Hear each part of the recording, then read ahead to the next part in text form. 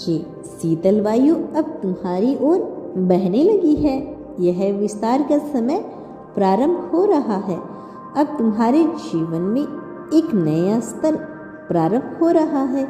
अब तक तुम जिस भंवर में फंसे हुए थे, अब वह भंवर समाप्त होने को है, उसका रास्ता साफ होने को है। अब एक नए सुंदर अध्याय का उदय होगा।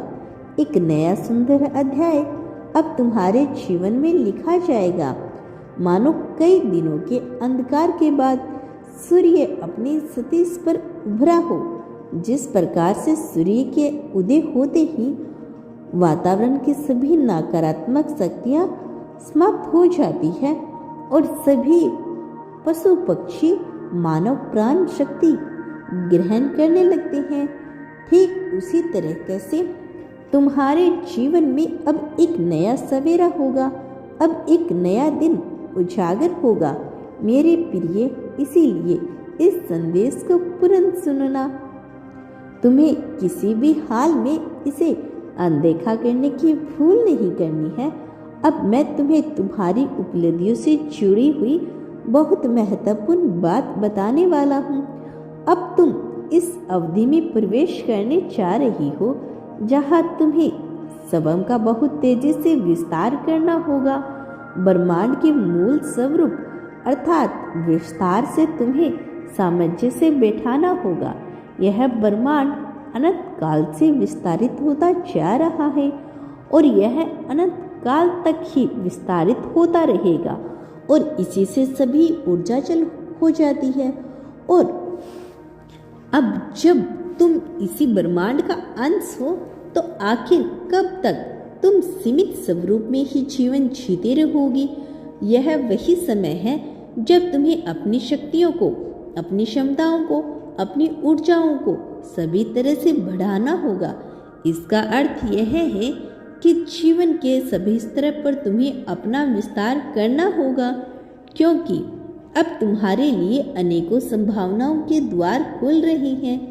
ऐसे द्वार जहां से केवल प्रगति ही प्राप्त हो सकती है, जहां से तुम्हें यह प्रगति असीमित समृद्धि, प्रेम और सम्मान दिलाना चाहती है। लेकिन इसे प्राप्त करने के लिए तुम्हें स्वयं का विस्तार करना होगा। तुम्हें बड़े पैमाने पर अपने आप को देखना होगा। जो तुम नहीं जानते हो उसे जानने का प्रयास करो, उसे जानने का प्रयास करो। जो एक है, जो सर्वत्र है, जो हमेशा से था, जो हमेशा रहेगा। इस संसार की बाकी व्यवहारिक ज्ञान से कोई फर्क नहीं पड़ता। यह प्रकृति गुप्त ज्ञान अपने भीतर समेटे बैठी है। इसी गुप्त ज्ञान को जानकर तुम्हें अपने भीतर की वृद्धि करनी होगी, अपना विस्तार करना होगा। ध्यान में उतरकर तुम अपनी ऊर्जा का विस्तार करोगे। और जब मैं ध्यान की बात कर रहा हूँ तो मैं गुण ध्यान की बात कर रहा हूँ, कदाचित इन ध्यान की नहीं जो समाज ने स्वयं के लिए मान रखा है। मेरे प्रिय, तुम्हारे जीवन में प्रेम, धन, प्रतिष्ठा, पवित्रता का विस्तार होगा। इस विस्तार को तुम्हें स्वीकार करना ही होगा। यदि किसी कार्य को उसके निर्धारित समय पर किया जाए तो पूरी प्रगति उस कार्य में सहयोग करती है। इसमें तुम्हारा मनोभाव और तुम्हारी इच्छा शक्ति यह तय करती है कि तुम इस कार्य को कितना आगे लेकर जाओगे। तुम्हारे कर्म इस बात पर निर्धारित होते हैं कि वह कर्म निष्काम है, अर्थात वह कर्म मैं की भावना में किए गए हैं। मैं की भावनाओं में किया कोई भी कर्म ईश्वर को संपतित नहीं होता, और जो परमात्मा को संपतित नहीं होता वह इस संसार में यूं ही विलीन हो जाता है। इसका कोई मोल लेना नहीं रह जाता। इसीलिए मेरे बच्चे, तुम्हें अपने न केवल ज्ञान का विस्तार करना होगा बल्कि अपनी सोच का भी विस्तार करना होगा और स्वयं को कर्ता भाव से मुक्त करके स्वयं को अकर्म की श्रेणी में लाना होगा। जब तुम अकर्म की श्रेणी में ले आओगे तभी तुम्हारा निष्काम कर्म सफल होगा। इस संसार में कोई भी मनुष्य बिना कर्म किए नहीं रह सकता। यदि वह शांत चित्त भाव से चुपचाप बैठा है तो भी इसका कर्म निश्चित होता रहेगा, तब भी उसका कर्म फलीभूत होता रहेगा, तब भी इसका कर्म चक्कर चलता रहेगा। लेकिन स्वयं को कर्ता भाव से मुक्त रखकर किया गया सभी कर्म ईश्वर को समर्पित होता है। और ऐसी मान्यता रखने वाले मनुष्य के जीवन में कभी कुछ बुरा नहीं होता। कारण यह क्योंकि तब इसका कोई कर्म होता ही नहीं है। जब वह यह मान बैठता है कि जो हो रहा है वह परमात्मा की मर्जी से हो रहा है, जो होगा वह परमात्मा की मर्जी से होगा, तब उसके जीवन में जो भी क्षण आते हैं उन्हें वह जिंदादिली के साथ जीने लगता है। क्योंकि तब वह यह चाहत भूल जाता है कि उसे कुछ चाहिए, तब वह शिकायत भूल जाता है कि उसे कुछ नहीं करना है।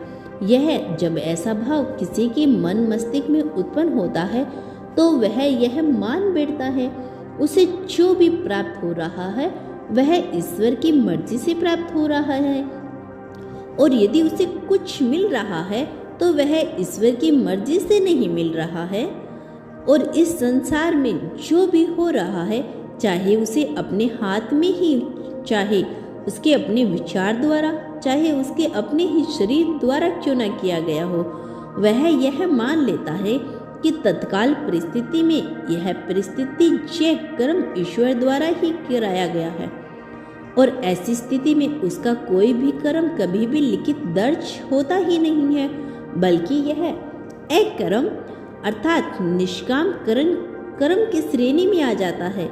और इस क्षण उसके सभी कर्म नष्ट हो जाते हैं। जब मनुष्य के कर्म नष्ट हो जाते हैं तो कर्म चक्र भी नष्ट हो जाता है। और ऐसी परिस्थितियों में मनुष्य सभी तरह के पाप पुण्य से मुक्त हो जाता है। फिर उसके आगे ना तो कोई मार्ग उसे नजर आता है, ना ही उसके पीछे कोई बाधा उसे नजर आती है, ना उसे कोई रोकने वाला नजर आता है, ना उसे कोई सहारा नजर आता है। फिर वह पूरे संसार में केवल अपने आप को ही देखता है, अपने ही स्वरूप को देखता है। वह उसे तारों को भी महसूस करता है जो सर्वप्रथम इस संसार में निर्मित हुआ था। जल के उन अणुओं को भी महसूस करता है जो कभी उसके भीतर तो कभी आसपास के बादलों में छिपे हुए होते हैं। यदि तुम गंभीरता से विचार करो तो तुम यह जान पाओगे कि तुम्हारा यह शरीर 70 से 80% तक जल से ही निर्मित है। और ये जल कहाँ से आया? यह जल कभी भूमि में था, यही जल कभी फल सब्जियों में था, यही जल कभी समुद्र में था, तो यही जल कभी नदियों में था, यह जल नालियों में भी रहा, यही जल सूर्य द्वारा वापस में बादल भी बना, यही जल वर्षा भी बना, यही जल तुम्हारे भीतर भी गया। यह जल सदा से ही रहा है। इस संसार में, इस धरा पर, इस ग्रह पर, इस भूलोक पर अर्थात पृथ्वी पर यह जल आदि काल से ही हो रहा है। और यही जल तुम भी बन जाते हो, और यही जल कोई अन्य जीव भी बन जाता है। यह जल सदा से ही था और यह जल सदा ही रहेगा। इसके स्वरूप परिवर्तन हो रहे, केवल इसका विचार करो। अर्थात तुम्हारे शरीर में जाने वाला प्रत्येक अणु कभी न कभी किसी न किसी अन्य रूप में विराजमान हो रहा है। फिर तुम किसी अन्य स्वरूप, किसी अन्य मनोभाव में स्थित व्यक्ति को नफरत की दृष्टि, ईर्ष्या की दृष्टि या जलन की दृष्टि से कैसे देख पाओगे? यह संभव नहीं हो पाएगा। जिस मनुष्य के भीतर ज्ञान हो जाता है, जिस मनुष्य के भीतर करुणा पनप उठती है, वह समझ जाता है कि इस संसार में उसके सिवाय दूसरा कुछ भी नहीं है। एक वही इकलौता अद्वितीय है, वही असली सत्य है, वही परम ज्ञान है, वही परम आनंद है। और फिर वही नरसिंह रूप में जीना प्रारंभ कर देता है। फिर वह अपने शरीर की आवाज़ सुनना प्रारंभ कर देता है। फिर वह अपने मन में बुलाव में नहीं पड़ता, फिर वह अपनी जीभ के स्वाद के लालच में नहीं पड़ता, न अपनी काम वासना की लालच में पड़ता है, न वह किसी भी तरह की वासना के पीछे भागता है और ना ही वह किसी तरह की कामना के पीछे भागता है, ना ही किसी तरह की लालसा की उसके भीतर उत्पन्न होती है। उसके भीतर यदि कुछ बसता है तो शुद्ध रूप से उसका परम चेतन आत्मा ही बसता है। मेरे बच्चे, यदि तुम मेरी बात को गहराई से समझोगे तो यह जान पाओगे कि तुम्हें क्या बताना चाह रहा हूँ, मैं तुम्हें किस चीज़ से छुटकारा दिलाना चाह रहा हूँ। मैं अभी जो तुम्हें समझा रहा हूँ उसे जानना तुम्हारे लिए अत्यंत आवश्यक है। कोई बाधा है जो नियंत्रण तुम्हें रोक रही है, उस बाधा से तुम्हें मुक्त करना चाहता हूँ। मैं उस बाधा से तुम्हें पूरी तरह से अलग कर देना चाहता हूँ। मैं नहीं चाहता कि कोई बाधा तुम्हारी राह में रुकावट बने। किसी में भी इतनी ताकत ना आ पाए कि वह तुम्हें हराने की साजिश रच पाए। मेरे प्रिय, मैं तुम्हें षड्यंत्र में फंसा हुआ नहीं देख सकता। मैंने तुम्हें आजाद उत्पन्न किया है। मैं नहीं चाहता तुम किसी दूसरे मनुष्य की गुलामी करते करते अपना जीवन बिता दो। मैं नहीं चाहता कि थोड़े से धन के लिए तुम्हें किसी और की चाटुकरता करनी पड़े। मैं यह भी नहीं चाहता कि अपना कार्य निकलवाने मात्र के लिए तुम जाओ और किसी और की तारीफों के बुल बांधो। जो तुम्हारे मन में नृसिंग बातें आए तुम केवल उसी तरह से अपना जीवन जियो जो तुम्हारे शरीर कहे। केवल उसकी बात सुनो। अपने मन के आवरण पर चढ़े हुए बादलों की बातों को ना सुनो। उन बातों को ना सुनो जो समाज ने तुम्हें सिखाया है। उन बातों को ना सुनो जो तुम्हारी मान्यताओं ने तुम्हें सिखाया है। मेरे बच्चे, मुझे पता है तुम अपने जीवन में बहुत सारी चीज़ों को लेकर चिंतित हो। तुम्हें कोई राह भी नजर नहीं आ रही जिससे कि तुम सही मार्ग पर निकल सको।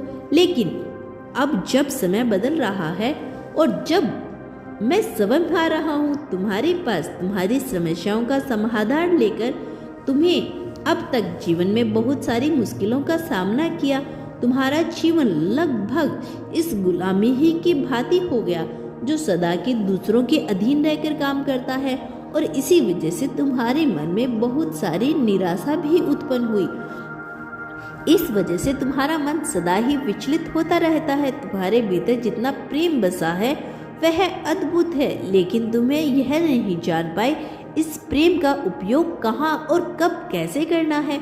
और इसी वजह से तुम एक बेहद मनुष्य होकर भी जीवन का आनंद नहीं उठा पाए।